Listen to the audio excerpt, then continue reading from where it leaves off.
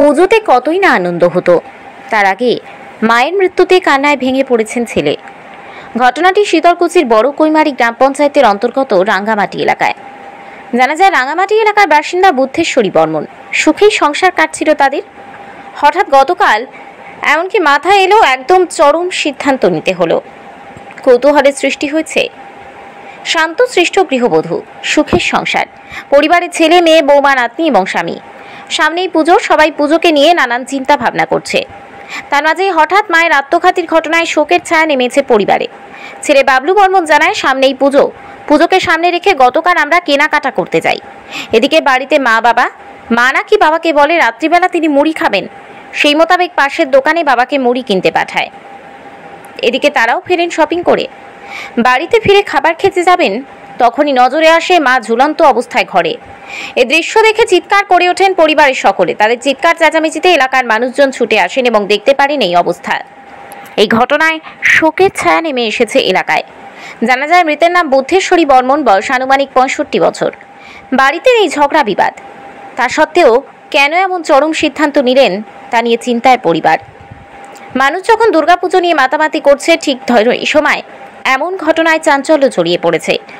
খবর পেয়ে ঘটনাস্থলে পৌঁছয় শীতলকুচি থানার পুলিশ মৃতদেহটি উদ্ধার করে থানায় নিয়ে আসে। মৃতদেহ আজ ময়না তদন্তের জন্য মাথাভাঙ্গা মর্গে পাঠানো হয়। পুলিশ সূত্রে জানা যায়, মৃতদেহটিকে ময়না তদন্তের পর পরিবারের হাতে তুলে দেওয়া হয়েছে। এই ঘটনায় শোকের ছায়া এলাকা জুড়ে। মারা গেল এটা কি, আমরা তো বাড়িতে ছিলাম না, তখন খাওয়া দাওয়া করছি, একসাথে খাওয়া দাওয়া করছি।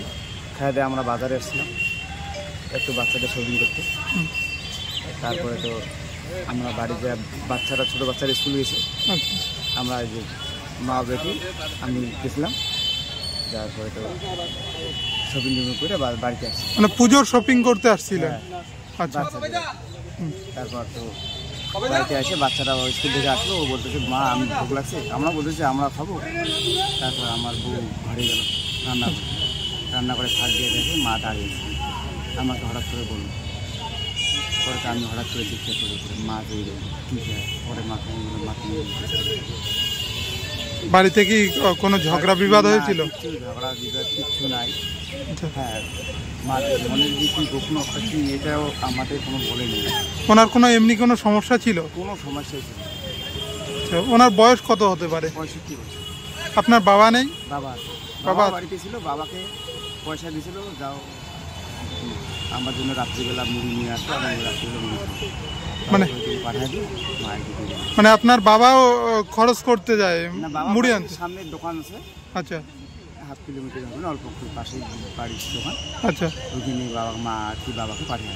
আচ্ছা, সেটা আমার জন্য মুড়ি টুড়ি নিয়ে আসো। এক কথা, সেই সময় বাড়ি ফাঁকাই ছিল? সেই সময় বাড়ি ফাঁকাই ছিল। আচ্ছা, কটা নাগাদ এই ঘটনাটা? এটা আমরা তো আড়াইটে হবে, দুপুর আড়াইটা। আচ্ছা, তারপর কি পুলিশ প্রশাসন থানায় নিয়ে আসে? হ্যাঁ। আচ্ছা, আপনার মার নাম? বুদ্ধেশ্বরী বর্মন। বুদ্ধেশ্বরী বর্মন। আপনি কি হন? আমি ছেলে। কয় ছেলে ওনার? ছেলে। আগের থেকে কোনো অসুখ বিসুখ ছিল তো? না না, একটু টুকি তো ওগুলো হয়, আমি এগুলো ডাক্তার। আচ্ছা, কি মনে হয় যে তার এই যে আমার মনে হয় তো মানসিক মনে হয় একটা, কিন্তু এটা তো বাবাকেও খুলে বলেনি, আমাকে মানসিক সমস্যা ছিল। আগে কি এরকম করতো? না না না না, আগে এরকম করতো না। আমাদের বিশ্বাস হয় না মাঝে। কি নাম বললেন আপনার? বাবলু বর্মন। জায়গাটার নাম? রাঙ্গামাটি।